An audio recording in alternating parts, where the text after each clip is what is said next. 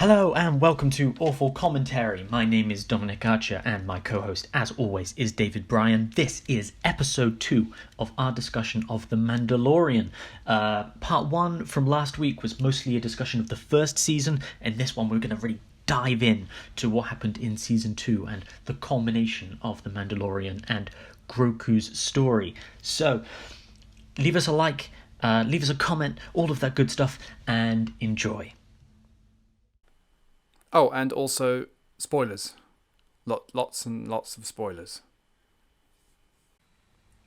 Moving on to season 2, then.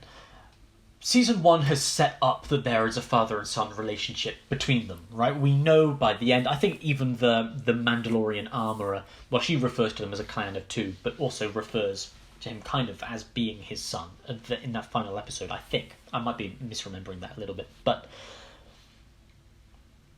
he's been given a mission at the end of season 1, which the armourer says he's in your clan, he's in your care, he's your child, essentially, until you can return him to the Jedi, to his own kind, because he's a force wielder, he's got all these crazy abilities, and until he can be turned over to someone who can properly protect him and care for him and train him, he is the Mandalorian's responsibility in that way.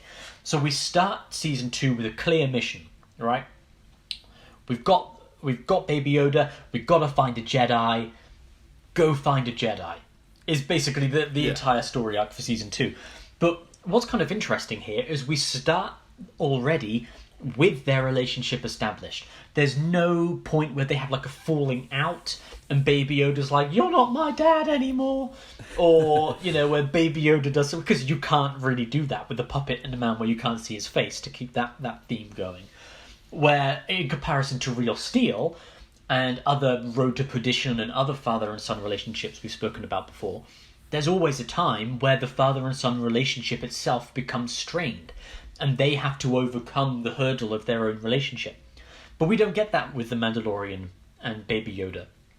Instead, we start, the second series with they're together, they're a team, they clearly love each other, and have like a strong... I think it's fair to say that they love each other at this point. They're willing to do anything it takes to protect each other, at least.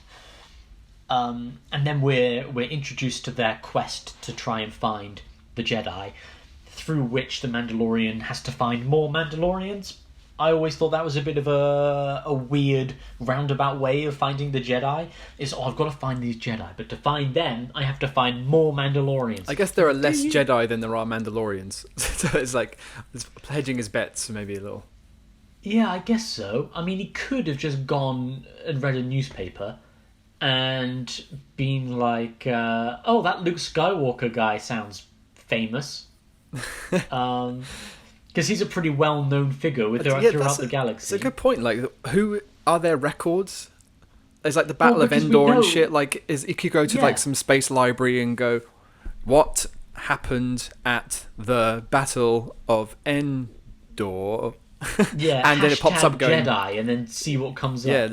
Yeah, war hero Han Solo and Princess of Alderaan, Leia Organa, and all that stuff. They kind of have basically freed the whole galaxy. Yeah, that is a problem within the logic of it all to me. A little bit. I'm willing to kind of let it go. But by the time we get to Force Awakens, Rey and Finn and everyone are like, "Oh, the story of the Jedi and Luke Skywalker is this mythological thing that everybody knows. Even this weird girl on a dust planet knows about the stories of Luke Skywalker, and her only friend is sand." So clearly these stories are pretty well known. But the Mandalorian knows nothing about it, and neither does anybody else, including Cara Dune Gina Carano, who is like a rebel shock trooper, and was from Alderaan, and so she knows who Princess Leia is, and she fought in the rebellion, so there's probably a decent chance. She was at the Battle of Endor, I think they say at one point, although she says about after the Battle of Endor, so maybe she wasn't actually there, but she gonna know who, I think people know who Luke Skywalker is, especially like rebel soldiers during the rebellion are gonna know he fucking blew up the Death Star. Yeah, he's a right? general, Rebels right? are gonna know. Isn't he a general by Return of the Jedi? I don't think Han Solo's a general, but Luke Skywalker is just Luke Skywalker. He's too busy bitching around with learning. Yeah, stuff waving his glow stick and doing all this stuff. But it's kind of crazy that when they're like, "Oh, you've got to look for a Jedi," Gina Carano doesn't say, "Let me call up my old commanding officer who's still within the Rebellion or the New Republic, because they might have a contact with the most famous man in the galaxy." Instead it's, "Oh, I've got to find these other people," because nobody knows shit in this world. It's kind of strange. That's but I'm kind of willing to get over that. Like, they even go to Tatooine. I mean, but they make a lot of references to the fact that they're on the outer rim, like sort of out of the reach of the new, sort of on the edges of the reach of the New Republic, and that's why you only ever see two X-wings, because they're probably the two beat cops who've been tasked with the outer rim, and all the real shit's happening in the central planets. Yeah, that's definitely true. But just a little bit of conversation would have solved a lot of plot problems in this. Right, where it could have been like, you could have had a bit where it's like, oh, there is one war hero, right? This is how they could have set up the finale, right? Because this is part of the problem with the Luke Skywalker cameo at the end of the season. I'm doing it again. You're about to do it. You're about to fix the Mandalorian. It probably needs at least fixing of everything you've ever tried to fix, but you're probably still going to improve it, aren't you? Go for it. Okay, so the problem with Luke Skywalker showing up at the end of the final episode is that he comes in as a Deus Ex Machina, right? Yeah. We've never, within the TV show, we've never seen Luke Skywalker. No one has ever said his name.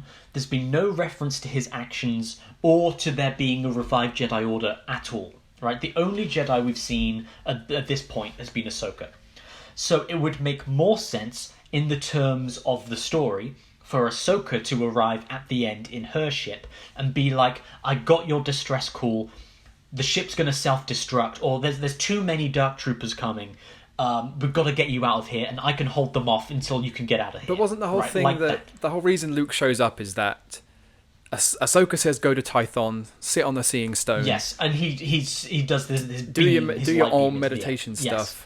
And then a Jedi out there will pick her up and come looking for him. So it would be weird for Ahsoka to be like, "Oh, I can sense someone sitting on the Seeing Stone. I'm going to go and see what it is," because she knows who it is. And she's like, "I'm not getting involved in that shit." Yeah, well, that's their excuse for why Luke Skywalker is there, but I don't think it's a good one, because it's only Luke Skywalker because we know who Luke Skywalker is. Yeah. Right? There is no attempt within the show to establish that this is an important person, right? What there should have been earlier in the season is Cara Dune has a moment where they're like, "Oh, we have to put you in touch with the Jedi." And Cara Dune has that moment where she goes, "I might know somebody, but they're pretty fucking busy at the moment." Right? They're still fighting the Empire. They're trying to establish the New Republic. Luke Skywalker's trying to pick up the remnants from, his father's just died, he's just killed the Emperor. He doesn't have time to jump across the galaxy and go and pick up a baby, right? Like, Luke Skywalker's got shit to do. And what they really should have done is establish more. There's one Jedi in the galaxy that I know of, and it's Luke Skywalker, right? He's the war hero, he's the most famous guy in the galaxy. But you can't just fly to Coruscant and go and see Luke Skywalker, right? You can't just turn up and go, "Oh, hi, I've got a baby, and I think I need to give it to this guy." Well, this show can't do that, but I don't know why the characters couldn't have thought of that. No, but they can't just turn up on Coruscant and go, "We have a baby, I think I should give, now let's give it." It'd be like you turning around and going, "Oh, this is the lost child of Barack Obama. Now, why don't I go and find Barack Obama and return his child to him?" Yeah, but going to while Coruscant you're being to find Luke hunted by Skywalker terrorists, right? is like going to the White House in 2020 to find Barack Obama. He's not going to be there. He was there once. Not the White House. I mean, just in general, because I know, Barack but that's what Obama's I mean. out Like, doing his own thing. What is the Jedi presence on Coruscant now? Didn't the temple get Well, there's destroyed only at Order 66? And there's not been one throughout the... Yeah, exactly, yeah. There's only So one who knows Luke where Luke Skywalker is? Yeah, exactly, right? But if they had established, look, we know one guy, but how do we get to him, right? Then when he shows up at the end, because Grogu has done his thing, it's like, oh, great. That the Force brought them together anyway. The galaxy tried to keep them apart, but the Force brought them together. But instead, it's like, oh yeah, it's a Luke bit Skywalker. like, this is a bit like our discussion of Man of Steel. And when I said that at the end of Man of Steel, when Superman snaps General Zod's neck, he screams and cries, that I found that really affecting. But as we dissected, the only reason that works on me is because I know the Superman lore. But if you're making a movie or a TV show, you need to a certain degree, you need to make it for people who maybe have never seen anything from that property before. So with The Mandalorian, if someone had never seen a Star Wars thing before and this was their introduction into Star Wars, they have no idea who Luke Skywalker is, because as you've just said, nobody took the time to explain who he was, probably just so they could pay it off as a big surprise at the end. Then when he shows up and he's lightsabering shit, the person sat watching The Mandalorian who's never seen it before, maybe next to their partner or their friend who has seen Star Wars before, goes, who what's that then? What's that green glowy thing? This guy's, where's he been this whole time? And then he shows up and is like, why is his face CGI? And does anyone even say his name in that final scene? I don't remember. It means absolutely nothing to anybody. It only means something to people who know anything about Star Wars, which is a flaw, I suppose, like objectively. You could have even had a moment where he goes up to Gina Carano and goes, thank you for... and it's like, you mission accomplished, like that. Because the teardrop thing, is it in that episode, the beginning of that episode where they capture that doctor guy, it's one of the Imperial pilots makes a thing about her rebel teardrop tattoo. Her rebel teardrop, because it's connected to Alderaan, right? Yeah, exactly. So Luke could have done that. Yeah. If we had a moment there where Luke Skywalker is like, I got your message to her, or is like, you did exactly what we asked you to do. Something that proves like Gina Carano was tasked with protecting the baby or retrieving the baby or something like that. That goes, so we draw on their connection. And Luke Skywalker, a secret mission thing that no one else knew about. Yes. Oh, yes. Cool. Yeah. And then Luke Skywalker, or it's like Luke Skywalker says like, it says that I got your distress signal or something like that. That old rebel code. And it just turns out that they send something out because the Mandalorian's thinking, oh, those two X-Wing pilots who have been flying around the Outer Rim and we keep bumping into, they might be nearby. So I call for backup. But then when the X-Wings appear, it's not the two guys from before. We're like, oh my god, the X-Wings, the backup's here. But Luke Skywalker gets off. And we're like, oh shit, that's not who we expected. It's the twist. And the distress signal went out to Luke Skywalker rather than the other two because the Force was bringing him towards Baby Yoda. Right? That's how you do it. That's how you do it. Where's the mic? Need a mic to drop. I threw a pen instead. Jon Favreau, if you're listening, well done on the whole. A couple of notes. A couple of notes, John. I feel like this put an H in there. As far as I'm concerned, he doesn't have to put an H in anything. No. John with no H is an awesome name. Yeah, plus, he's got a couple of too many H's in Happy Hogan. He's got all the H's he needs. He's made up with the H's. He's made up for it. Yeah. But anyway, this maybe should have been at the beginning of the podcast in the let's nerd out about it section. Not so much in the let's delve into the father and son stuff. Well, this is true, but I think it kind of allows us to go through other parts of the episode as well, because we've spoken a lot about how the show ends up in the finale, but throughout season 2, their relationship doesn't change very much. Their relationship is kind of influenced by the world around them, the actions that other people take, which is again that kind of third person relationship that I was talking about earlier on. And I think a great example is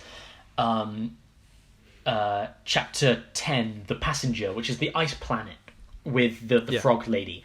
And Baby Yoda keeps eating the eggs. And he's so cheeky, isn't he? So cheeky. He is. So he's such a naughty boy.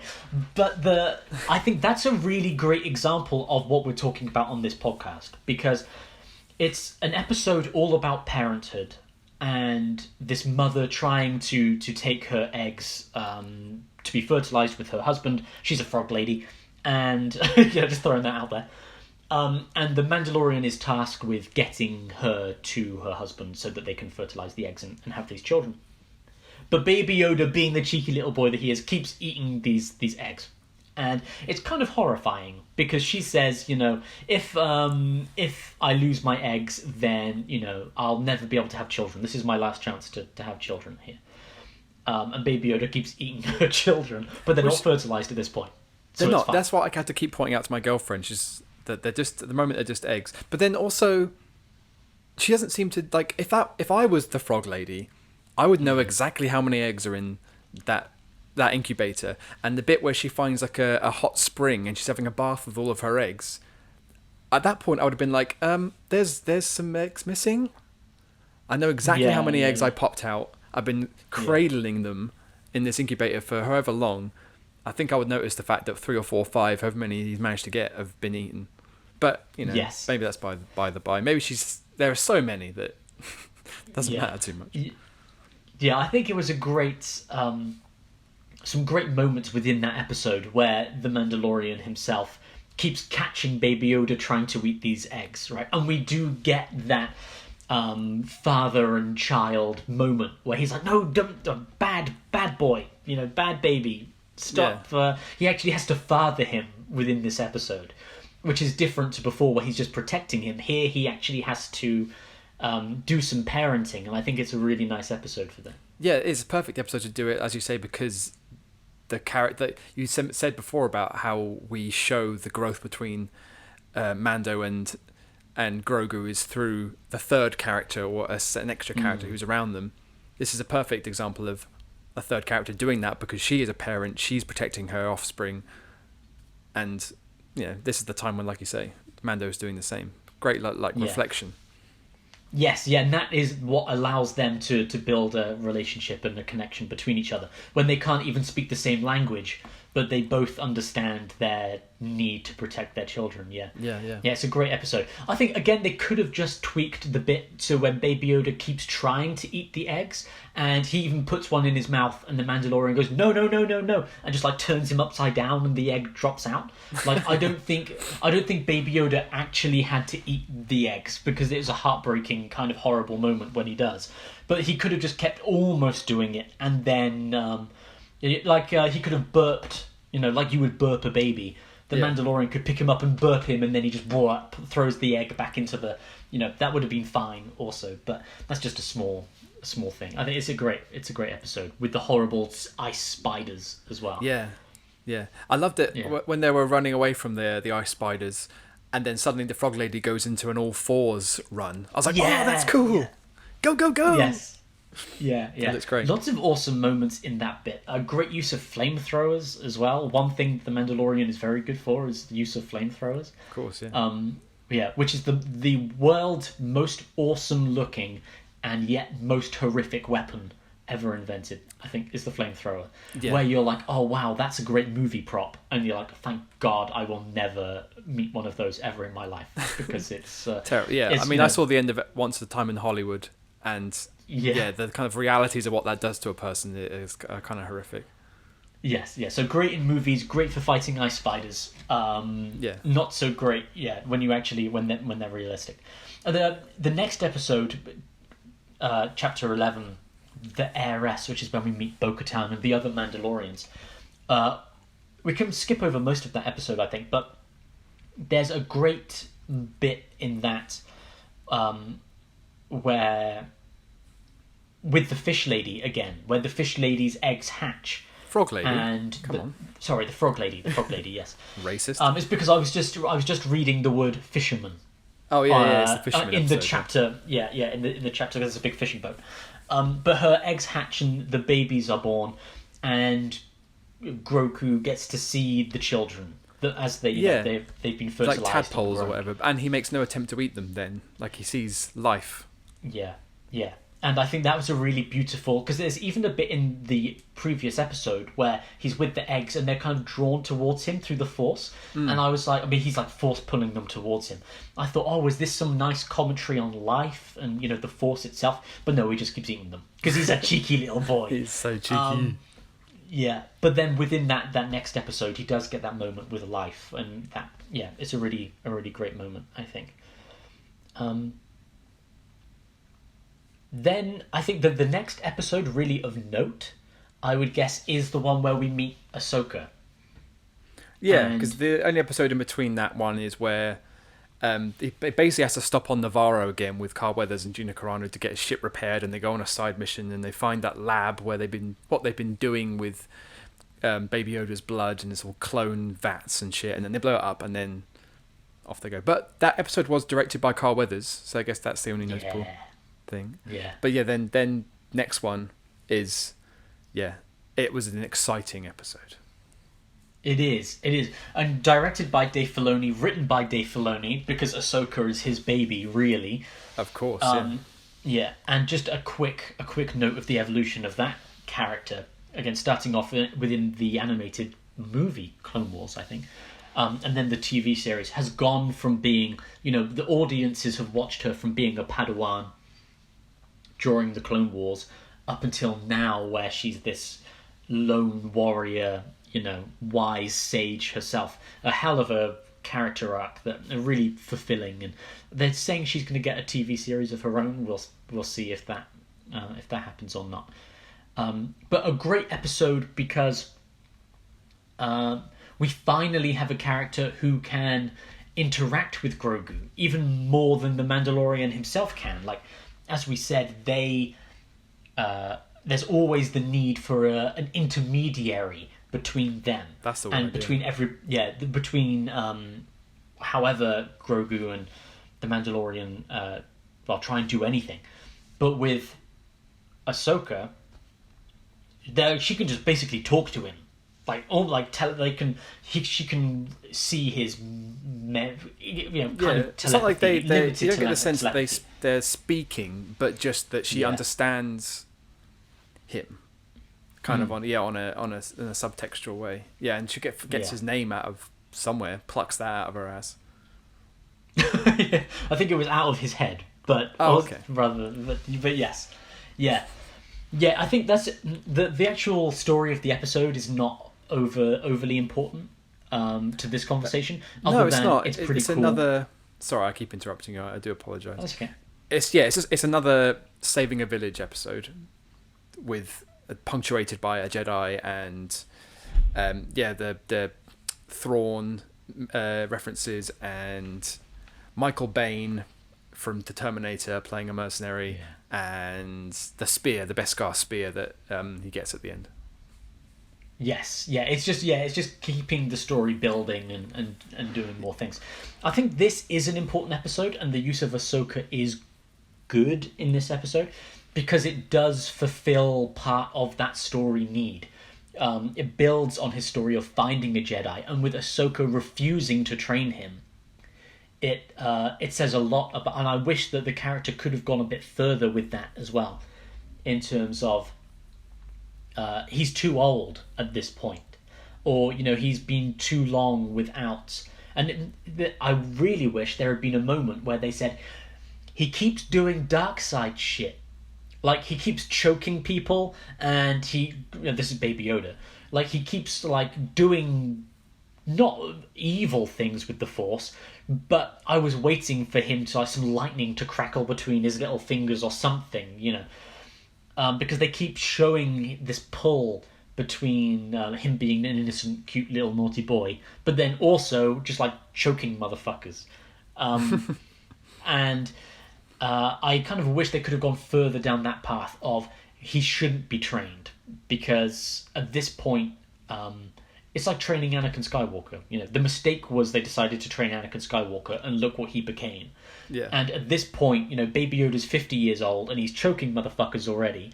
And if we keep going down this path with him, we don't know if he will end up being Yoda, the Yoda that we remember and we love, or if his time with the Mandalorian being hunted and killing people and seeing people burnt alive and all of this stuff is going to have a negative impact on him and what he becomes. Maybe that's something they'll get into in future episodes, but I really liked that concept, that it wasn't as clear cut as find a Jedi and he will become a Jedi. It was more complicated and and twisted than that. Yeah, I guess it would be complicated by his species and how long they live, and that he can be over 50 years old and essentially still be a baby. And had what Ahsoka says, he's had decades of training or years of training or something, and yet he's still very unrefined and still, a baby. Because Yoda was like 800 years old or whatever when he died, so that journey of training probably takes a lot longer if their intellectual maturity is much slower. Yes, yeah, I think that makes sense. But yeah, really nice to see... Again, she tries to train him in a limited way, but he won't do it. With and it's the rock, only when it's when the Mandalorian himself steps in, because of their relationship and their connection, that Grogu will do what he says because it's his dad. And and they have the MacGuffin of the ball from the geared stick. There you go. It's back. That third party, instrument of their relationship. Yeah. Yeah, it's a really great moment there, which shows that although Baby Yoda can communicate with another Jedi, it's his dad. And he listens to his dad, and they love each other and care for each other. And the pride that the Mandalorian takes in his son moving the rock as well. When he does it, and he's like, oh my god, it's like he's just caught his first ball baseball, or something. Yeah. Yeah. It's a great moment. He's like, yeah, that's my boy. Like the pride he feels in that is great, really great. Okay. The next episode is The Tragedy, which is where we get reintroduced to Boba Fett and Ming-Na Wen is back. Pow, pow, pow. Yeah, love me some Ming-Na Wen. And this is also where we lose Baby Yoda for a couple of episodes. Yeah. What a tragedy. I think me and my girlfriend were neither of us kind of expecting it to go that way. The whole episode is basically a fight. It's like a standoff trying to keep Baby Yoda safe from the Imperial guys that are chasing after them, like sort of coming to take Yoda. And when it ends and he gets taken, we're like, no, but you can't take him. No. We got very invested in that episode. It does do a pretty good job of that desperation that he feels. We don't see that much of the relationship here, other than the Mandalorian trying again and again to push through that barrier and get to he's being protected by the Force, but the Mandalorian's so desperate to get him and to look after him that he's like, even though he knows it keeps repelling him, he fights and fights and fights to try and get to his son and get him out of there, which is a nice moment, I think. Yeah, it is. But then it kind of was frustrating me. It's like, you can't do this. Like, be more proactive. Do something helpful. Go help Ming-Na Wen and Boba Fett or something. Yeah, but no, there were a few... He's relentless. Yeah, there are a few elements within that episode that I find incredibly frustrating. The first one is the general conceit that Baby Yoda is at the top of the hill and they're at the bottom of the hill, and like the Grand Old Duke of York, they just have to keep going up and down this fucking hill. Yeah. And for some reason he took his jetpack off and he's not going to put the jetpack back on. Yeah. It's just stupid. Like Boba Fett says, "Oh yeah, well I'll trade with you. I'll make an agreement with you if you take your jetpack off." And it's like, that doesn't make any sense. Why not say, if you take your wrist blasters off, so you can't just flamethrower me and turn me into Boba Barbecue? Yeah, it was just But like they instead they it's- worked backwards and saw the battle sequence and were like, this is going to be too easy. He's going to get to he can just jetpack up to the top of the hill, and they're like, well, Yes. then we need to get rid of his jetpack. And instead of Yeah. coming Then up with how something do we more get rid of the jetpack? exactly, and it could Yeah, have been more of an yeah. exciting way that he loses it, but instead they just takes it off because he has asked, somebody asked him to. Yeah. I didn't You like could that so have- much either. No, you could have had a whole section reworking that episode where the stormtrooper ships are deploying around the hill, right? Rather than all landing in the same spot. The stormtrooper ships are landing around the car hill. park. They just line up next to each other, don't they? That's really Yeah, because that's how space works. Anyway, so then they're coming up from different sides of the hill, right? And it's like Boba Fett's like, I've got these guys, you go and take care of it, right? And then they become so spread out that even though he wants to get to Baby Yoda, he can't because there's just too much going on, right? And it's Ming-Na Wen pursued like, I'm being overrun here, like I need some backup, so he jetpacks down to help her, but then, then you get a moment where he's flying after the Dark Troopers, or even the Dark Troopers come down, and he gets there, and then, as we see in the final episode, he tries to fight the Dark Troopers, but they just fucking... They're bulletproof. Terrifying. Yeah. They're like, they can't be taken down. It takes, like, him and Boba Fett and Ming-Na Wen teaming up just to take down one of them, maybe, and then the others, like, escape with Grogu. And then we establish that these things are fucking terrifying anyway. But instead, it's just like, oh, he wasn't at the hill. So they got the baby and that was it. Yeah, there's there's a point where he does keep relentlessly trying to, this is the Mandalorian, I mean, keeps trying to relentlessly get through that barrier, and he does it 2 or 3 times, and on the last time, the barrier pushes him back so much that he gets knocked out. Yeah. Just so that he can't really be involved in the next 2 or 3 minutes, because if he was awake, he could have just gone and helped or been in the right place at the right time or whatever. Again, it was another kind of it's like real soft conceit of trying to get him out of the way. How can we get him out of the way? Let's just say the barrier knocks him out. Yeah. It's like, we've got Boba Fett in this episode, so we need to make sure we're showing off as much Boba Fett as we can, rather than how is Boba Fett going to service the story of this episode. And I think Tamara Morrison does a really great job. He's Tamara Morrison, he's an awesome actor, and he's great in everything. And I think the character is well written and acts correctly for the way that he should act. But yeah, writing wise, it's as you said, it's an episode that's working backwards too. We know that the baby needs to be taken, and we know that we can't just have the Mandalorian there. So how do we, why shouldn't the Mandalorian be there? Have him be beaten. Yeah. Right? Like, it's fine if he loses. We like a character that tries. A character doesn't have to succeed for us to like them. Yeah. And I guess the idea that you had of having him and Boba Fett and Ming-Na Wen fight one of the Dark Troopers or whatever, and it takes all of them to maybe stop or even slow one down, that would have been better, but maybe they wanted to save that for later on, where we see how tough they are and how difficult, how long it takes the Mando just to take out one of them on his own. But I think that would something about like what I was saying about the first season, where there were episodes in the middle that seemed like it didn't serve much story purpose. They were just there as kind of like filler.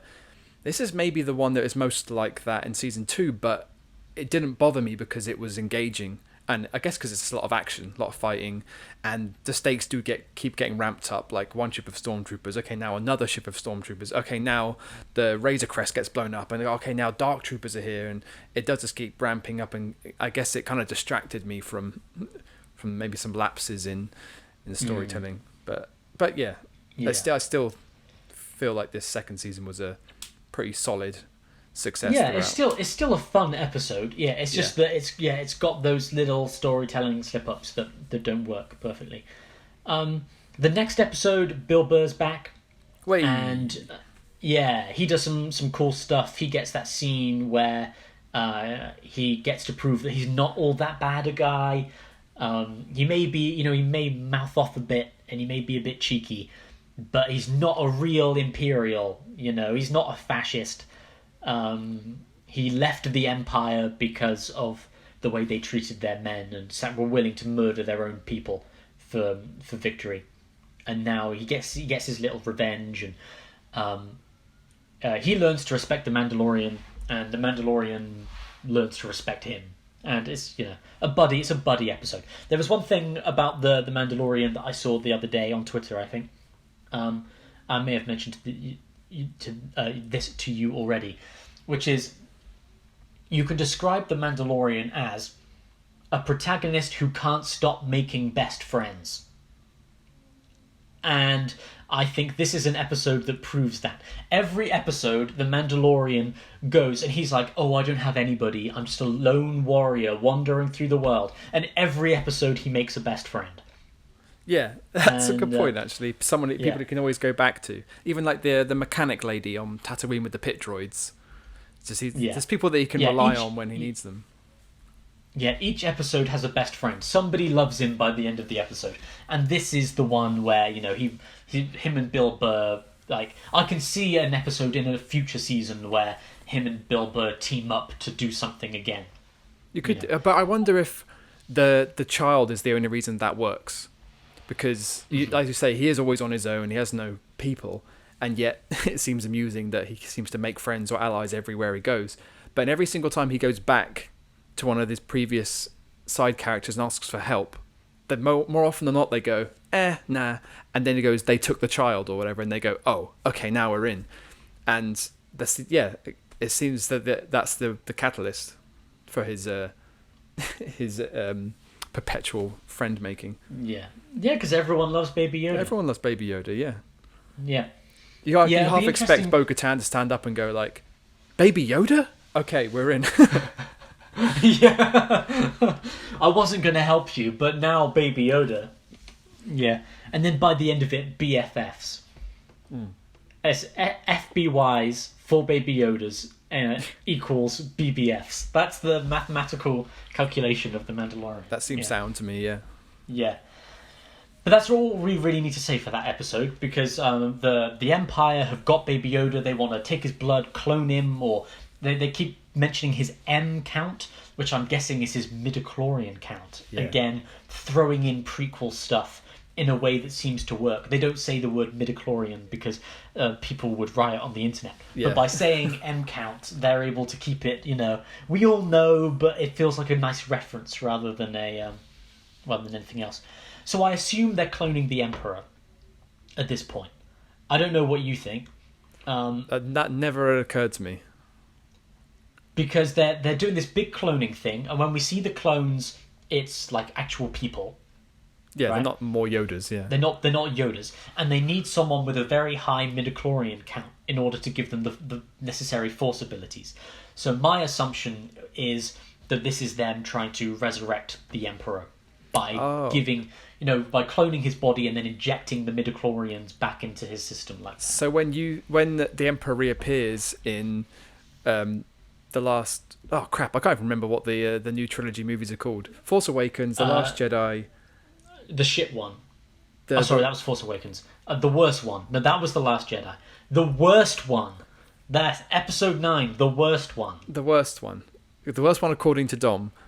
Rise of Skywalker. Rise of Skywalker, thank you. Yes, so when the Emperor re-emerges in Rise of Skywalker, you're putting those two things together, saying that he didn't survive Return of the Jedi. They've just cloned him, resurrected him, and that's why he's there with his spooky fucking arena full of Siths in the Rise of Skywalker. Yeah, and we see there's the clone of Snoke as well. He's got Snokes in tanks in that episode. Snokes in tanks. At the beginning of that of Rise of Skywalker, Kylo Ren goes to that planet and there's Snokes in tanks. Yeah. Yeah. And so maybe Baby Yoda's being used to create Snokes. And that's why Snoke is like a corrupted, but again, that's them working backwards because they fucked up those J.J. Abrams movies, and now they have to, how can we justify all of that bullshit? Oh, well, there was, I don't think that Baby Yoda is excusing all of that. But this is now them supporting those future movies to try and make them make more sense. Just for balance, again, I will interject by saying I like the J.J. Abrams Star Wars movies. Oh, we're coming back to that. Are there any father and son relationships? There is Kylo Ren and Solo. Kylo Ren and Han Solo, yeah. Well, I'm doing a dance, because that means I can ruin those movies for you too. Yeah. Dom's mission is to ruin all the things that I love. And only the shit stuff. Doesn't matter if it's shit, I like it. I still like Man of Steel, so up yours. Well, that was one thing. I don't think we really need to get into it. But the Kevin Costner, Diane Lane, Man of Steel without Clark Kent in it movie. What's it called? Let Him Go. Yeah, Let Him Go. I'm so down for that. It's just the Man of Steel, but Clark Kent's dead. And Lois Lane and Clark Kent's son is gone off with somebody else. And how are the Kents gonna get him back? I'm down. If anyone doesn't know what Dom's talking about, go look for the trailer for a film called Let It Go with Diane Lane and Kevin Costner, and you'll be up to speed with what we're talking about. Because it's fucking Superman's parents from Man of Steel. It's them as a husband and wife whose son has died. And I'm like, that's, it's Man of Steel, but Superman's dead. Is this like another? Do you reckon this is another attempt at doing the whole? This is Superman's story, but what if it went slightly differently? But we're not allowed to say anything Superman-y. Like, what's it called? Is it Bright something? Brightburn. Where what's it called? Brightburn, yeah. Brightburn, I think. Brightburn, Brightburn, where basically it's the Superman story, but Clark Kent turns out to be an evil kid who murders people or something. I can't remember. I didn't see it, but people said it wasn't good, so that's why I didn't bother. But I was going to say this one is based off of a book. And then, it's a famous book, but then these actors have, and have decided to make it. But it's just a great coincidence to me. And I'm willing to go to this movie and redo the subtitles so that they are the Kent family. And the son's name was Clark, and it's Lois is the wife, and I'm down for that.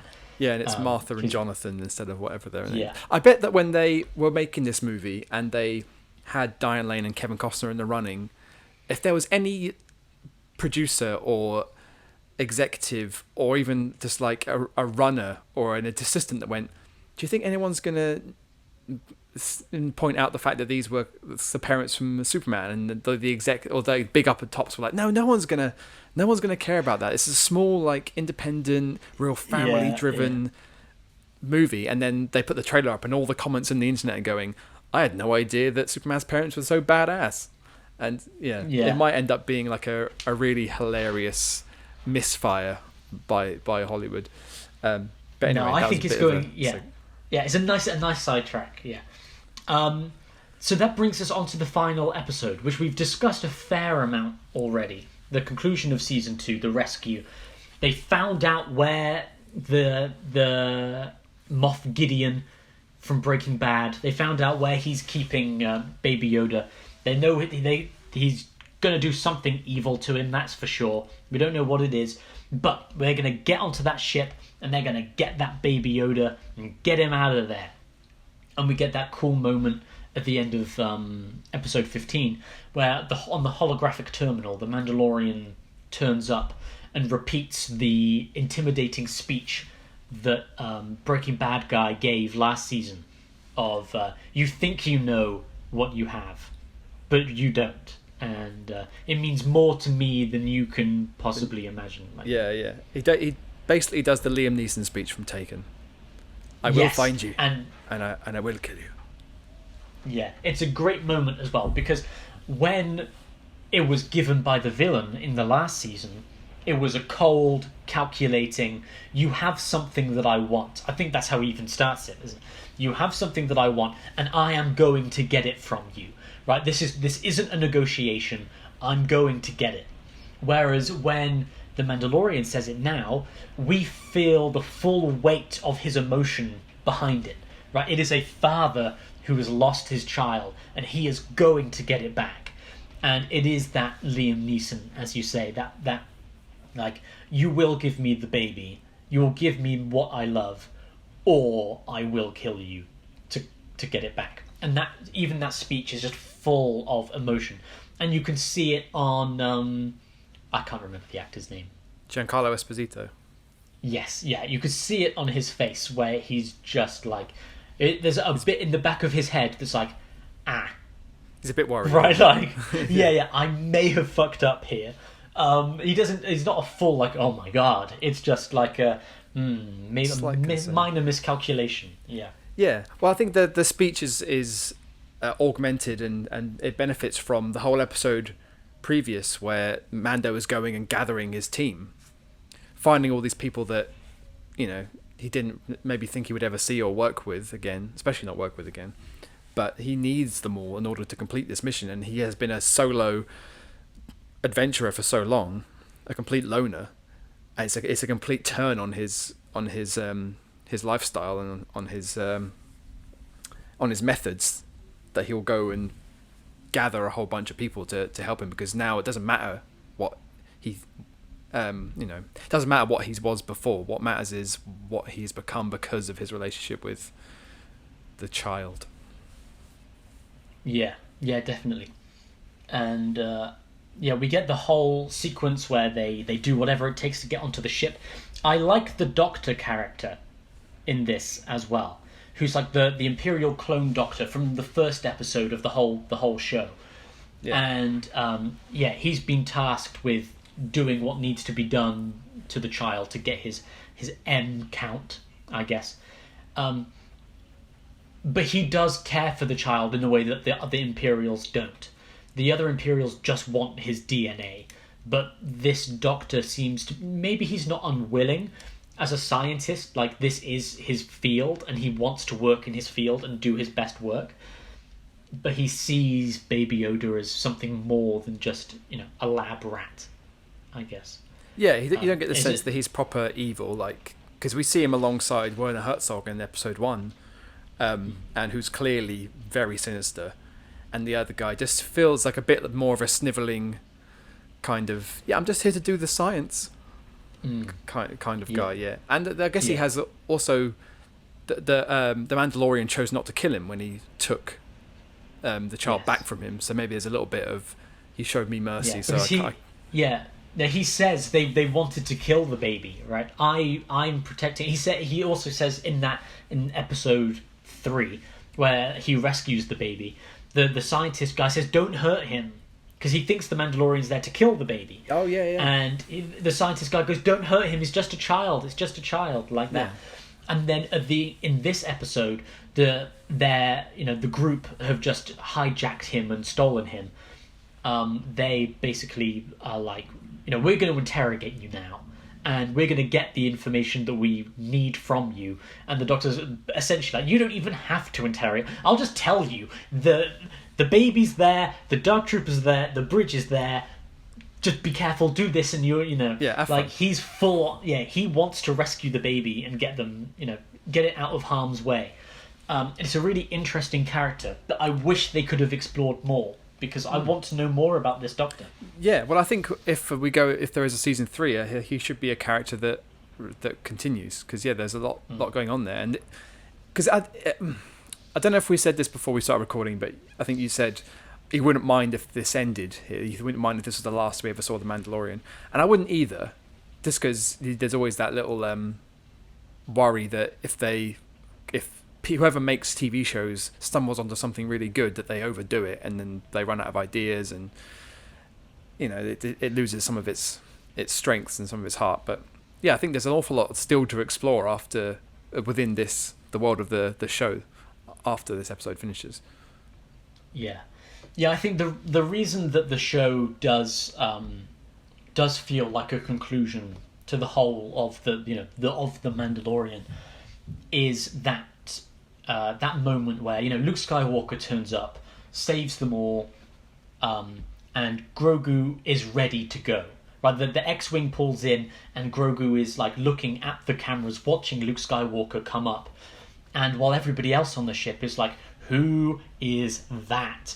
Grogu's like, "Hey, it's that guy." Yeah, I recognise this. Whatever this is. Yeah, and there is a clear connection again between the puppet and somebody on the other side of a CCTV camera. Yeah. Right? Like, that's good filmmaking to be able to feel that connection between them. So did you get the sense that he knew who Luke Skywalker was from his training, or did you get the sense he just felt that it was a Force person and someone who was coming for him? I get you could... If I was going to be a real RC film person, it'd be like, well, he spoke to Luke Skywalker when he was on Tython in that big bubble thing. Oh, so they'd already been... But the show doesn't say that, so I'm not taking that as an excuse, right? Unless the show tells me, I'm not accepting it. But what I do believe is that when he sees Luke Skywalker, even if they're not communicating, there is an understanding of intent within that person. The same way that if like Darth Vader had landed, he would have looked through the CCTV cameras at Darth Vader doing the same thing, like killing the droids, whatever, but would have been terrified by it because he can feel the intent behind the person. Yeah. He knows that, he can feel that Luke Skywalker is there to rescue them, to protect him. And I think, there is an element of them being pulled together. So we get that really great emotional moment at the end where Luke Skywalker says he's asking for your permission to the Mandalorian. He says, Grogu is asking for your permission to come and be a Jedi. Which is, I think, such a great moment. Because they finally found the Jedi. It's the end of that journey. But Grogu doesn't want to leave unless his dad says it's okay. It's like, can I go to my friend's house? Yeah. Right? Like, can I... Because he sees Luke Skywalker coming and is like, fuck yeah! Right? He's loving it. But his desire to go and be a Jedi is not as strong. If the Mandalorian had said no, he would have stayed with his dad.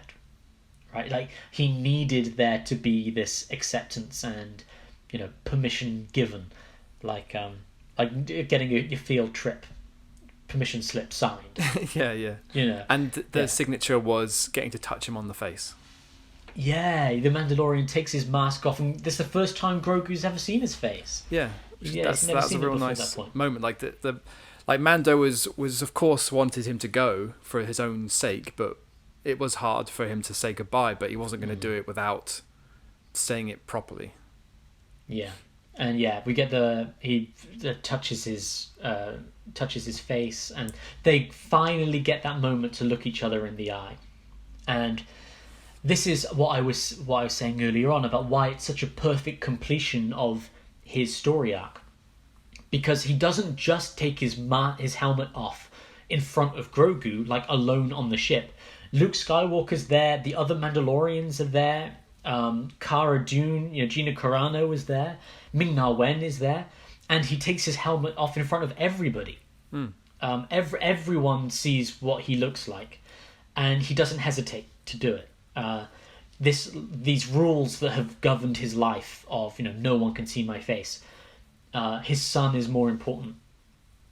That final moment with his son is more important than all of these other 5 people seeing him. And in the previous episode, he even took his mask off to even find where the son was as well. In front of a bunch of Imperials, but then Bill Burr does him a favour by killing them all. That officer, and then they just murder everyone, so there's no witnesses to it anyway. But Yeah. But no, I think that is a great conclusion. And I would be very happy if the show The Mandalorian finished there, and then the character turns up in other things, like they do the Ahsoka show, and I feel like the season 1 and 2 of Mandalorian is the chronicles of the child. Yes, and the protagonist is the Mandalorian, but really the story is about the child and getting him from the Empire to the Jedi. That's what these 2 series is about. And if we're going to talk briefly about the sting at the end of the credits, which I presume you watched, where Boba Fett shows up at Jabba's palace, and Bib Fortuna is sat on Jabba's throne, looking all fat, and him and Ming-Na Wen shoot everyone, free the slaves, and then to sit on their throne and be like, "Cool, this is ours now." And then the titles come up on the screen: the Book of Boba Fett, coming December 2021. So if, as we were saying, there's plenty more to explore with a lot of the characters that appear in The Mandalorian. Maybe if they do want to continue exploring these characters, they will move away from the Mandalorian being the prime character and give the protagonist role to Boba Fett. And like you say, maybe the Mandalorian will keep popping up, but it will still be a continuation of where we left the Mandalorian. Or there'll be two shows that run simultaneously. Who knows? Yeah, see, that's what I want to avoid, because the other day, last week, I guess, they did a big announcement of all of the upcoming Marvel and Star Wars properties that they're putting out. And there's so many. And yeah, I looked at it and thought, fuck. Right? I didn't look at it and think, oh, great, I can't wait for these. I looked at it my heart sank a little bit, because I don't want to see a Boba Fett TV show. No. Right? Like that something Boba Fett about TV show that we'd always wanted like 10 years ago was The Mandalorian, and they've done it. Yeah. Right? Done it well. Now, it would have been special if it had been done 10 years ago. But when you announce a slate of here's our 100 TV shows for the next 10 years, unless they are all limited series, I'm not interested, right?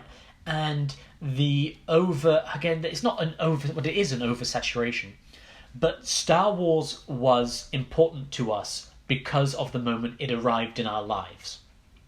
And when the prequel movies appeared, it was, here is something new that you haven't experienced before, and then look at what there was in your parents' generation as well. And that's another father-son moment between the Star Wars movies, is those of us who grew up with the prequels being able to look back with our parents and enjoy the things that they had growing up, which was the original Star Wars movies.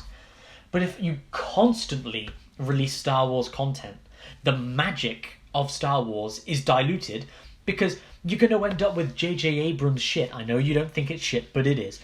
And then you also end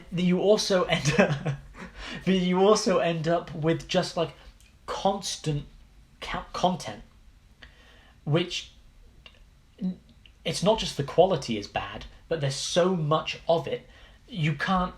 There's no magic to it. Yeah, I think that was the main naysaying that came out when Disney bought the property from George Lucas. Is just that, well, great, now we are just going to get constant barrage of stuff. And even if let's imagine that all of these series, the Rogue Squadron thing, and something else with Diego Luna in it, I think, and I didn't look at it all, but I'm with you. I was not excited by all of this property.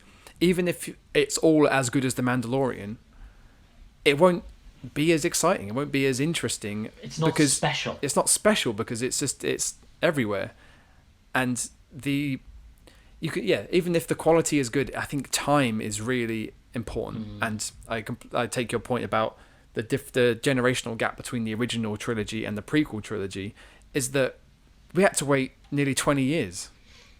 And that's what made it special, and that's what brought it to a whole new audience. And we can look back at it now and go, the prequels weren't that great. But when the prequels came out, I was all over that. I loved Phantom Menace when that came out, when I was 12 years old. And it's only as an adult that you can break it down critically and say, well, they're not great movies or whatever, but they were event movies. Yeah, and they were important to me as a kid. Yeah. Right? The movies were important to me. And now I look at them and go, oh, well, the quality wasn't that high. And that's, the movies aren't great, the prequels, in many ways. But if there had been a Star Wars movie every year, the amount of joy that I would have gotten out of it would have just been, oh, there's another Star Wars movie. Like, how many times did I re-watch those VHS tapes and those DVDs and everything? And if there's a new one, you can't revisit it all. You can't recapture that. You can't contain that magic. If it's the same with Disney movies and stuff. Anyway, but it's just like with the new trilogy, it was the same. It's like we had 20 years between the original and the prequels, and now another best part of 20 years before the next trilogy. Like, that's a good amount of time to leave it. And the only thing that maybe has blunted the impact of the new trilogy in terms of excitement was the fact that we had all this stuff in between. Not as much, and there's going to be so much more from this point on, but it did feel like the right time to introduce to a whole new generation, and it did. Like when Force Awakens came out, you had little kids running around in Finn and Rey costumes, and now when they get slightly older, they'll go back and watch the older ones, and maybe even more young people are going to go back and watch the Luke Skywalker, Han Solo, Princess Leia movies and find the magic in them too.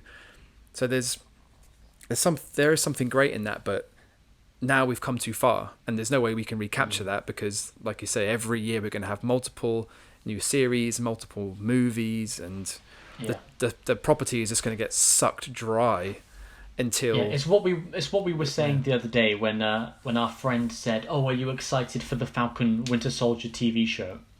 And I was like, "Absolutely not."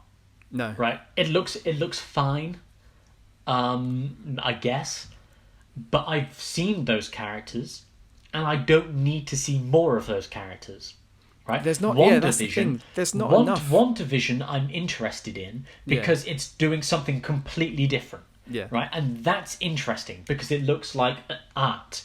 Right, they've taken these mass consumerist, most valuable property in history, and then gone, what weird art shit can we do with it?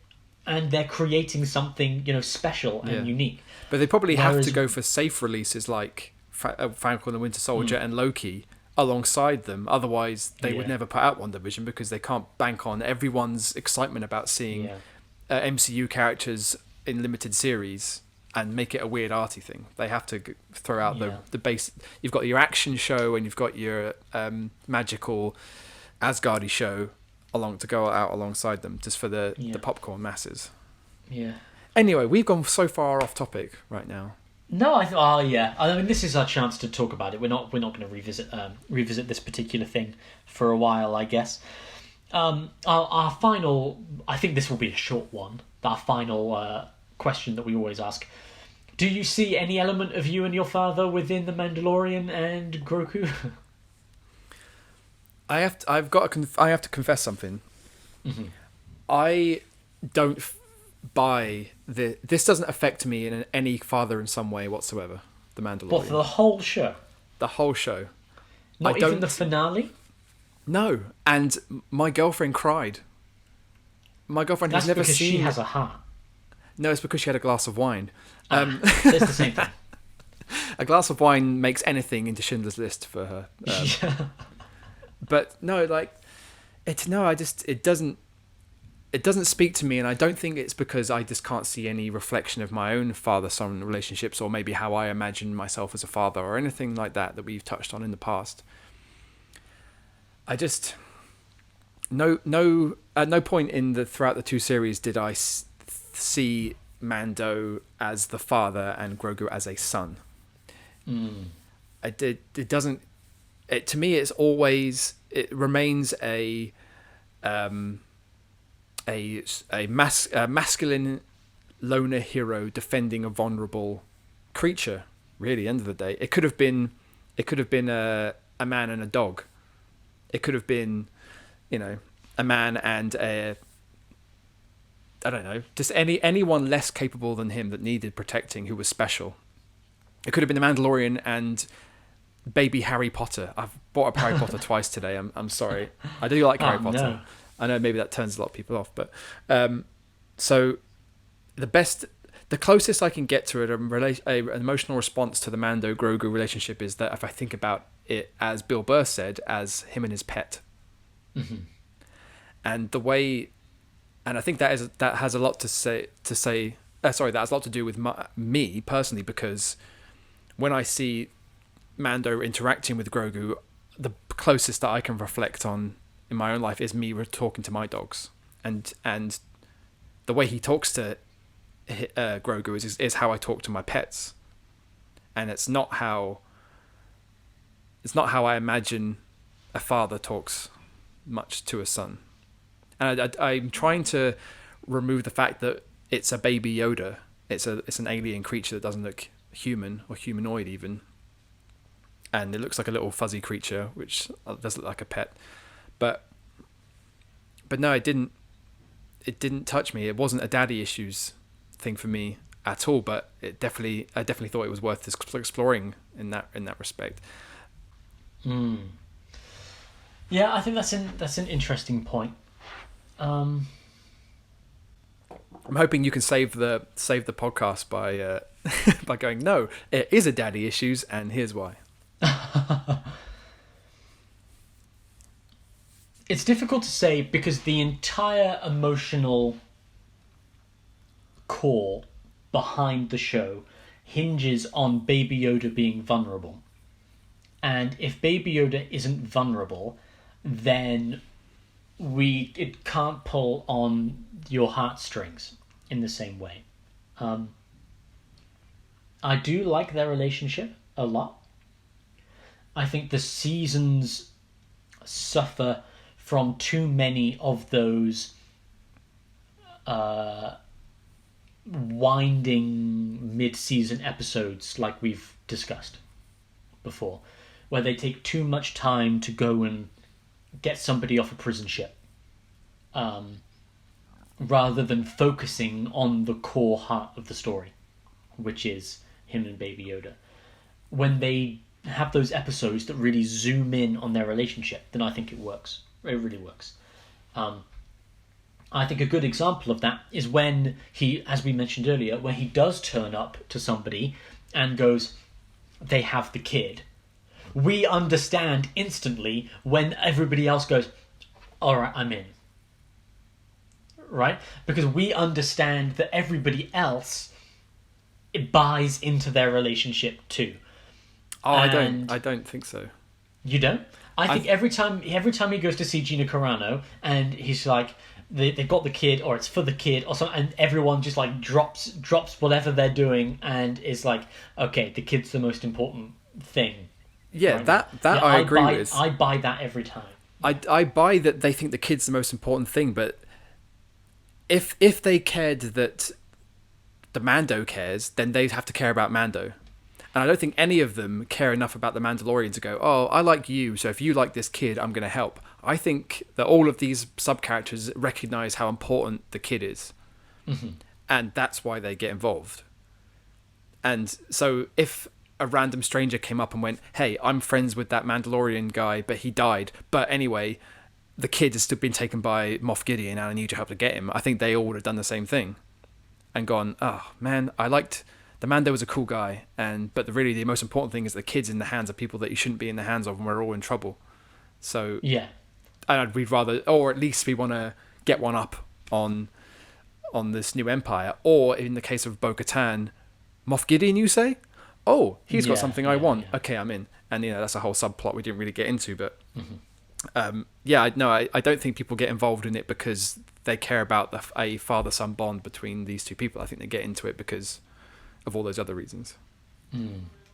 Okay, you heartless bastard.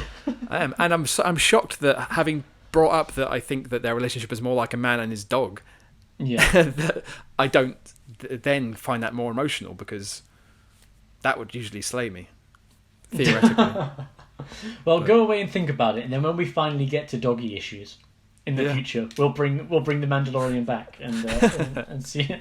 We'll rediscuss it from the perspective of a man and his dog. But one last thing, actually, when you mentioned the fact that we have to buy that the kid is vulnerable, I think that's a really good point, because we only see him use his force powers to save the day once, and it leaves us with enough potential to throughout the 2 seasons to go, every time that the Mando and the kid are in trouble, maybe the kid is going to do the thing that's going to save them. And and I'm always thinking that, and it never actually happens, because we do get a glimpse of him using his powers, and he finds it very exhausting. So he is vulnerable. If every other episode it's the kid forcing something to no longer be a threat, then we wouldn't be so invested in Mando getting him back, because I am. I want Mando to get him back because I understand that Mando cares, but not. Yeah, it just didn't touch me. I just enjoyed it for the ride and the universe that it's in. Okay. Oh, sorry, Dom. I didn't mean to upset you. No, I know you've been it's really fine. excited about this for such a long time. Now, do you know what? You've done it at last. I've done what? You've Man of Steeled it. I've Man of Steeled you. You've got one back. Sweet. I guess what's that? 3-1? Well, just you wait till we talk about Force Awakens, because it's coming. Don't you? Shit. Oh, I have one more thing. Go on then. Interesting. I find it interesting that they made The Mandalorian to be a father-son story in a universe that already has one of the most famous father-son stories of all time. But it takes it the other way. Whereas a lot of the fathers that appear in Star Wars, or parents generally, are either absent or they're failures. Or like with Kylo Ren and Harrison Ford, very fractured, a lot of failure and guilt on both sides. And obviously you've got Darth Vader and Luke Skywalker. You've got even Jin from Qui-Gon Rogue One. And Qui-Gon Jinn. Jin. Why do they call her Jin? Jin Erso. Jin Erso, yeah, and Hannibal Lecter from Rogue One. So there's an awful lot of parental stuff in Star Wars. So I suppose making The Mandalorian that kind of story is almost fitting for the world we live in. And it's nice to have one that actually is very positive and, good, as opposed to, isn't it sad that he was my dad, or isn't it shitty that here I am on a moisture farm on Tatooine instead of etc. etc. Yes, I think that need for each movie to have something like that speaks to one of the fallacies that people hold about Star Wars. There's kind of an infamous Carrie Fisher quote where she's talking about The Last Jedi, and she says, it's all about family, and that's what makes it so special, right? And that's the ultimate fallacy of Star Wars in general, is that people consider it to be a family story. And because Star Wars is a family story, each iteration of it has to have a familial relationship in some way. And Star Wars is not a family story. It's become that because they insist on having it in there. But this is something I think that we should revisit. This is my my little teaser for when we do the original trilogy with Luke Skywalker and Darth Vader, and we do like a daddy issues of all three movies. The family relationship in the original Star Wars movies is shit. That's all I'm going to say. Drop the mic. Oh, Drop come the back in the future. Then come back to when we do that episode. What Dom really thinks. What's he going to say? It's some kind of hot take. It's a hot take. Air quotes, hot take. Dom thinks this is like clickbait. Dom says Star Wars is shit. Click here to find out why. No. Dom says that the family themes running through the best Star Wars movies are the worst themes of all of it. I mean, that's a better thesis, but it's worse clickbait. No one's going to click on that. Okay, no, you're right. You're right. Okay. Yes, they suck. They all suck. Especially Empire Strikes Back is the worst. Oh no, he did nay. The Last Jedi was better than The Empire Strikes Back. There we go. I'm just throwing it out there. I mean, now you're just being silly. Come on, no one's going to believe that. Okay, sorry. Phantom Menace. Okay. Well, I was going to do a little bit of explaining, but I think I might leave it. No, leave it. Leave it dangling. Yeah, okay. Oh, dangle those future threads. Thank you very much for listening. What are we going to talk about next week? Do you have any ideas? I don't know, man. Because if we can't record next week. It's Boxing Day next week. Oh well, we'll just have to record before then, I guess. Before or after, yeah. Yes. I've got some ideas. I'll chuck them at you off. All right, pod. chuck them. Ow! That was him chucking an idea. It hit him on the head. I'm very witty. I don't know if you knew. I know you bruise easy, so I'm going to be seeing that come up very shortly, I'm sure. This is true. Well, thank you very much for listening. And if you have any thoughts about The Mandalorian, or if you're really excited to see why I think that Empire Strikes Back is the worst Star Wars movie, I don't. That's not true. That's the clickbait. It's the clickbait tussle. The sub. See ya. Then, yeah, join us next time. Let us know below what your thoughts are, and we'll see you later.